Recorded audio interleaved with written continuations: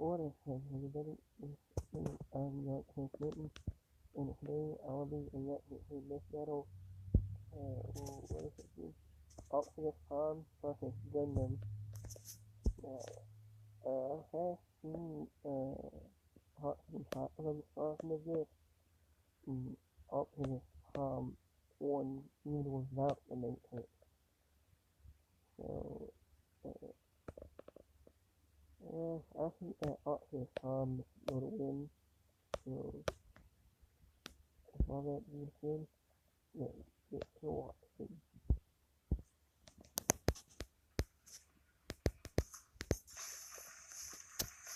Across this vast world of different nations with different people, it is the clash of opinions which truly divides us. However, there is one universal truth which absolutely everyone can agree on. Giant robots are freaking awesome! Like Optimus Prime, the original G1 Transformer. And the RX-78-2, the original Mobile Suit Gundam.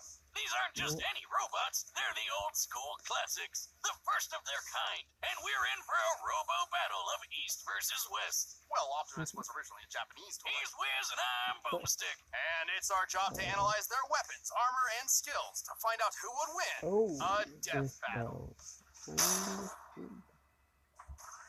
Millions of years ago, on a distant planet called Cybertron, a great unrest grew between two factions of robotic beings, the Decepticons and the Autobots. With little warning, they found themselves entangled in civil war. Led by that douchebag Megatron, the Decepticons started gunning down any bot they pleased for basically no reason, including some guy named Orion Pax, which will be important later. Rest in peace, Bro. What Megatron didn't know was that this seemingly random encounter would end up reshaping the universe. Thanks to a robot Gandalf, Orion Pax was rebuilt into something bigger, stronger, and way more recognizable. The newest commander of the Autobots had risen, Optimus Prime. The Autobots will never sacrifice freedom. Optimus is a powerful warrior with tons of awesome robo powers. As a transformer, he can scan nearby objects and morph his body to resemble one, becoming a robot in disguise. His favorite is a classic 1979 Kenworth K100 tractor. An oldie but a goodie which sports 500 horsepower and can book it over 80 miles per hour. He even gets a trailer which, when he doesn't need it, mysteriously disappears into thin air. No, really, where the hell does that thing go? I need to know. More importantly, the life force of every Transformer resides in their spark, sort of like a soul. And Optimus is no different, except that his spark gives him a few unique abilities. Yeah, his spark's pretty rare. Compared to other robo people, it gives him increased strength, speed, and durability. He can shoot laser beams from his hands, fly with either a jetpack or his feet boosters, and move his limbs around while they're detached like some sort of ghost robot Rayman. Ooh! Optimus is referred to as a 0.1%er. That is how rare a being of his caliber is. Is that what all those people on Wall Street were protesting? Even then, many of Optimus's abilities are further enhanced thanks to his possession of one of the most powerful artifacts in Cybertron's history, the Matrix of Leadership. Oh yeah, you know it. I mean, nothing much. It's just a piece of robot god. The Matrix is a conduit for the power of Primus, the creator of the Transformer race. With this, Optimus can heal some of his most grievous wounds. What? Not all the time. Like, you know, when he died. And use the power of the Matrix to light our darkest hour. Well, he has an impressive arsenal to hopefully keep that particular problem from coming up again. Yeah, never again.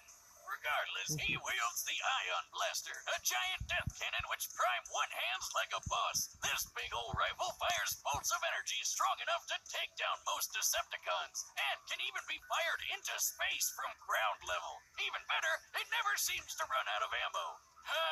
One can only dream. Optimus Prime also carries numerous weapons composed of Energon, a raw energy force used by Transformers to power their technology and, well, themselves. He's got a glowy Energon axe and Energon swords, perfect for slicing up robots of all sizes. And I guess they probably work pretty good on people, too. Fighting fire with fire, Optimus Prime led the fight against the Decepticons for several millennia. Eventually, the war even found its way to our own Earth. But we've got nothing to worry about with Optimus protecting the planet. He's tanked blasts that would tear other bots apart. Like when this mega refinery exploded. It could be seen from outer space. He's punched the ground so hard, the trees around him freaking exploded. Child's play, Boomstick. He's strong enough to tip this large oil tanker, which, when compared to the real-life sea-wise giant, must weigh over 700,000 tons. He's tossed a satellite into orbit and punched hard enough to crack Six Shot's chest plate. Who boasted that his armor was drawn from the compacted subatomic matter of a collapsed star. Just to let you know, such a star would have a density of over 300 billion tons per cubic inch. While great density doesn't necessarily beget great toughness, this still means Six Shot's armor was 500 billion times more dense than osmium, the most dense natural material on Earth. You're the most dense natural material on Earth. What'd you say? And our robo-commander wrecked it. He's fast enough to catch up to this Decepticon space shuttle in just 23 seconds. Given the size of the Earth here and the angle of ascent, we can determine he's moving around 125,000 miles per hour.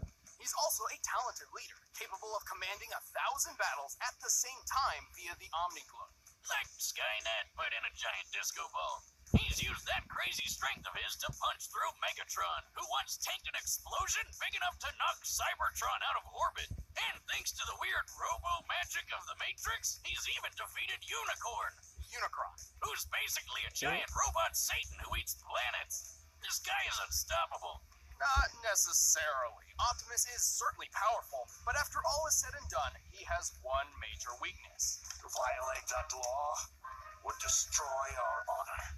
He's just too nice. Yeah, he's kind of all about the whole honor and fair fighting thing, which kind of screwed him over more than once, and even got him killed multiple times. Plus, he killed himself once just because he accidentally broke the rules in a frickin' game.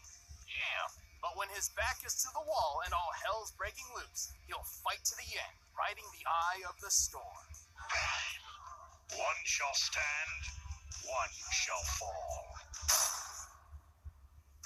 In the year 2179, humanity has embraced the stars. Well, mostly. Right. After a somewhat united humanity expanded across the solar system, the ideologies between those on Earth and those in space began to drift apart. A new space-noid republic, the Principality of Zeon, arose to challenge the Earth Federation. Space-noid? That like the Domino's pizza mascot, but in space? No, more like space Nazis. Oh, well, I guess it's no surprise that they started a war by gassing a populated space colony and dropping the whole thing on the planet. Man, that's messed up. But that's just how it started. For the real star of the show, some smart guys put their heads together and came up with the coolest thing they could think of. Giant fighting robots. These were mobile suits, and one of Earth's nuttier engineers had developed a suit which would put all others to shame. This was the RX-78-2, otherwise known as the Gundam. There have been lots of mobile suits named Gundam, but this was the original granddaddy of them all. This experimental mobile suit was hidden on a remote colony, but before its maiden voyage with the equally classified whitebeats could begin, it was caught in a surprise Zeon attack. With just 2 Zaku suits, the space Nazis wiped out almost all of the White Base's military crew. The only people left to save these secret projects were civilians, who had no idea these things even existed. Among those who rose up was a young boy named Amuro Ray. Brilliant, albeit standoffish, Amuro was actually the son of the Gundam's chief engineer, and had already stumbled upon the mech's coded blueprints. So he grabbed the owner's manual, jumped in the Gundam, and flew into the fight. Damn, not too shabby for going off just the manual. Amuro quickly adapted to his complex controls thanks to its learning computer system, designed so the Gundam itself can learn its pilot's limitations and compensate. Its body is made of a super durable Luna titanium alloy called Gundarium. Of course. Yet another fictional metal that's way better than anything in real life. For weapons, it's got twin 60mm Vulcan guns for ears. It's got a shield that can block shots strong enough to take down warships, and a gravity hammer, a supersized flail that's rocket-propelled. Whoever came up with that is my goddamn hero. Same with the guy who built the ultra-destructive beam rifle. That would be the ingenious Dr. Minovsky. Thanks to him, the beam rifle is a marvelous feat of weapons engineering. Minovsky had developed a way to miniaturize the enormous megaparticle cannons found on warships without losing any power. The result is a Gundam-sized rifle that can take down entire fleets of ships all on its own. It's like having a pistol with all the power of 1,000 tanks. A single shot could easily tear through a 13,000-ton Musai-class warship. Given the official stats of this ship, to tear it asunder like so would require a strike worth nearly 9,000 tons of TNT. Sure, the beam rifle only has 16 shots, but who really cares when you just need one?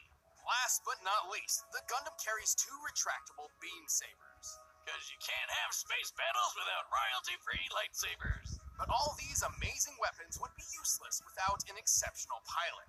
Despite still technically being a civilian, Amuro became the main pilot for the Gundam. Turns out, his skill was mostly thanks to his previously unknown abilities. Amuro was a new type. Like, Pokemon? See, apparently humankind was never meant to live under gravity's pull. In space, without it literally weighing down their souls, some humans develop psychic powers. That is the dumbest backstory for why someone gets powers. And we've heard a lot of them, Wiz. So what, he can like read minds or something? Sort of. These powers and their capabilities have little definition, often differing between different people. Most new types can instantly understand each other upon contact, even drawing kinship between sworn enemies.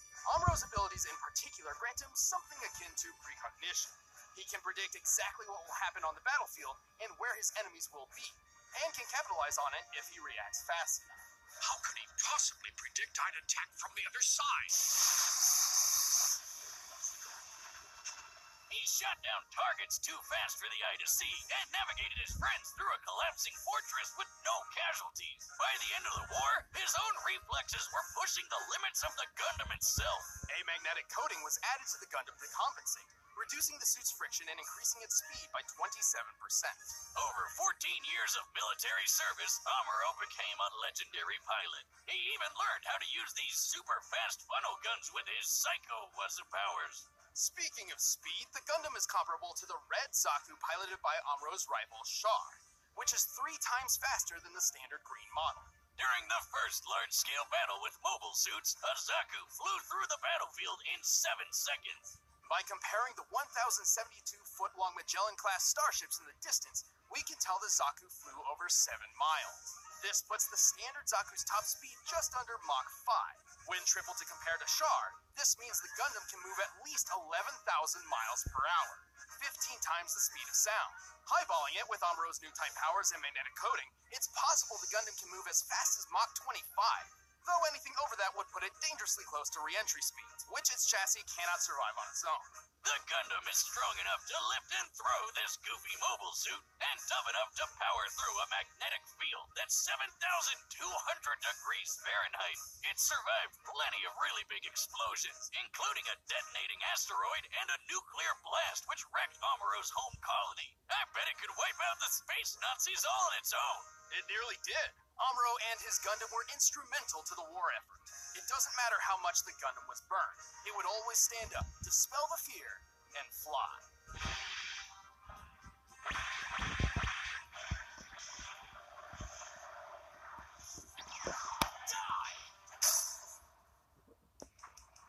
All right, the combatants are set. Let's end this debate once and for all. But first, let me transform your eating habits. Death battle!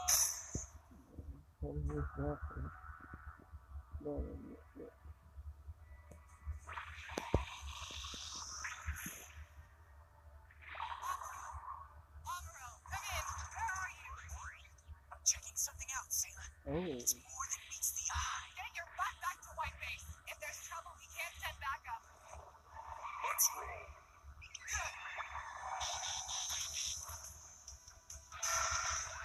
It's an enemy. I told you.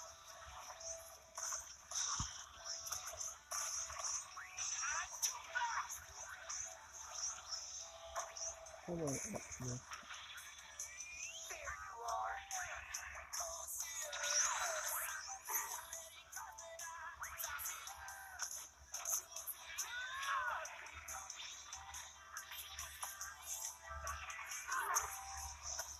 Vile Decepticon, I have been in battle for countless eons.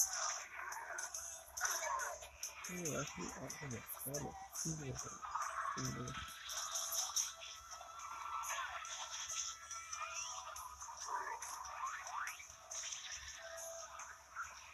I knew that animation though.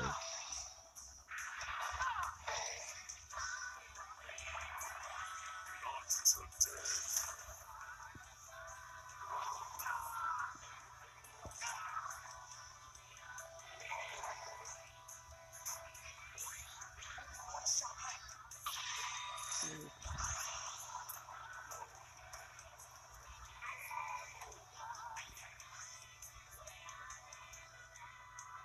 This music, like,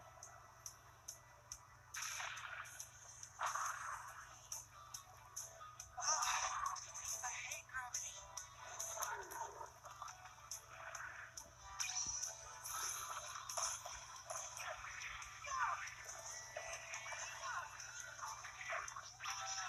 oh, yeah, this is hot. Oh, shit.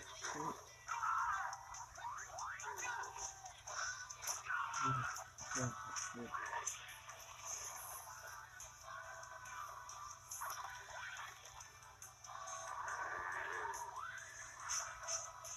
Oh, Stop that. I'm just back. I must stand, so you shall fall.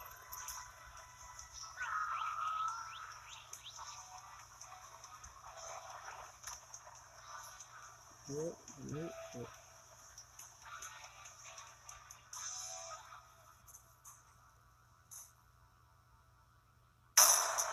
KO! He's got the touch!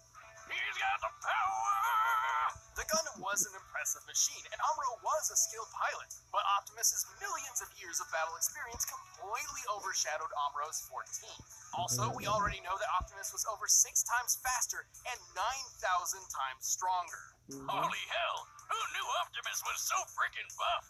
But the Gundam held plenty of its own advantages. With Amuro's super future sense powers, he could keep up with Optimus's speed. And with the Gundam's firepower, who cares how much it could lift? Unfortunately, the Gundam's limited ammunition meant this couldn't last. And even then, Optimus could certainly survive a shot from the beam rifle. Remember that refinery explosion Optimus survived? The one you could see from outer space? This blast left an enormous gash on the planet Cybertron. To measure the power of this explosion, we needed to compare it to the curve of the planet. Now, Cybertron's size is pretty inconsistent throughout G1 Transformers history, but even when using the alternating sizes between the cartoon and the comics, the blast is far more destructive than the beam rifle in both cases.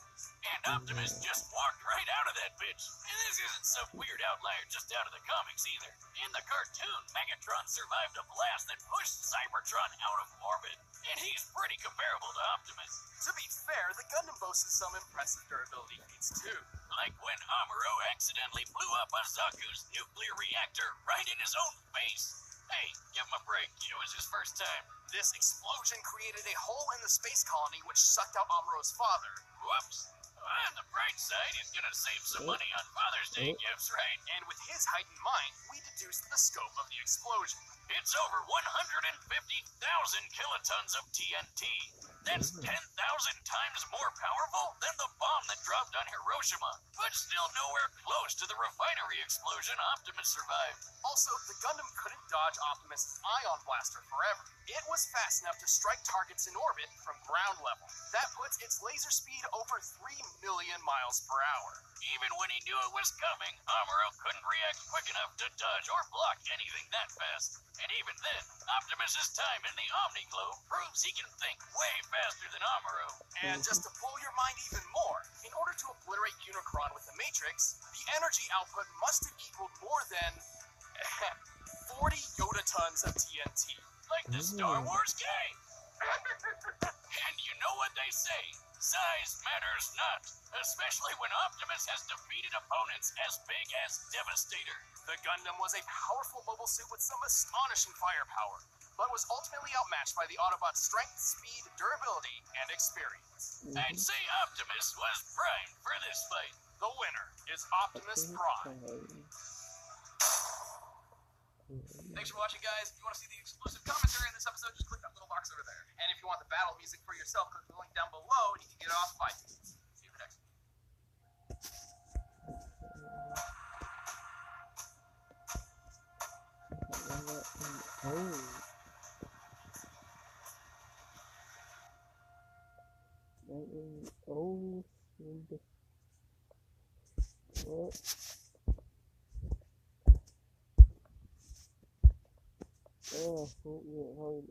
Don't forget to do in subscribe and like this video, comment down what you want me to actually do it.